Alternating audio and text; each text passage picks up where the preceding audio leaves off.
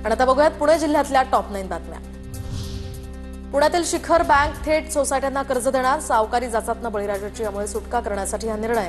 प्रशासक विद्याधर अनासकर यांची माहिती, शेतकऱ्यांना यामुळे दिलासा।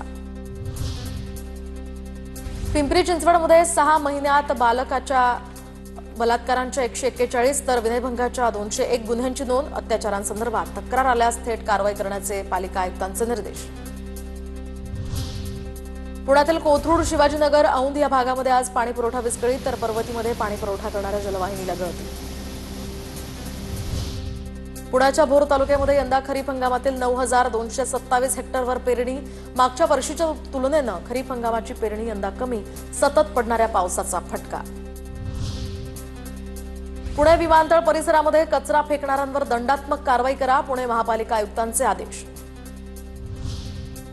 पुण्याच्या मुळशीतील कुंडलिका व्हॅली, अंधारबन ट्रेकसह अनेक निसर्गरम्य पर्यटन स्थळांवर पर्यटकांना बंदी असेल। या बंदीमुळे आता मुळशीतील छोटे मोठे व्यावसायिक अडचणीत, पर्यटन स्थळांवरील बंदी हटवण्याची ही मागणी।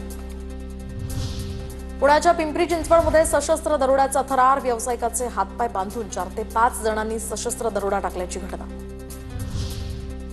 शेतकऱ्यांना विदेश अभ्यास दौऱ्यासाठी आता अर्ज करण्याचं आवाहन। योजनेअंतर्गत युरोप, नेदरलँड, जर्मनी, स्वित्झर्लंड यासह फ्रान्स आणि इतर देशात अभ्यास दौऱ्याचं आयोजन।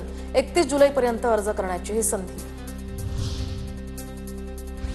पीएमआरडीए कडून आता विविध 32 भूखंडांचा लिलाव होणार, परंतु हे सर्व भूखंड ग्रामपंचायत आणि जिल्हा परिषदेच्या अखत्यारीत येतात। या भूखंडांचा उपयोग सार्वजनिक सुविधा निर्माण करण्यासाठी व्हावा, सुप्रिया सुळेंचं ट्विट।